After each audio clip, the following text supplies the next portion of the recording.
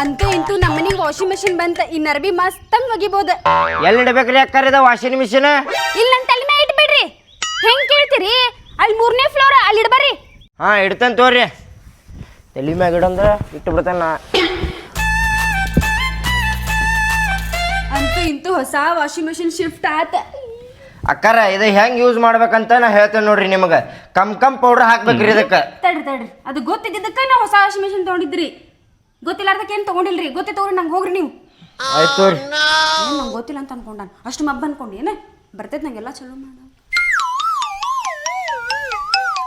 ಅಯ್ಯೋ ಎಟ್ಟು ಬಟನ್ ಅದಾವ ಇವು. ಇದನ್ನ ಒತ್ತಬೇಕು.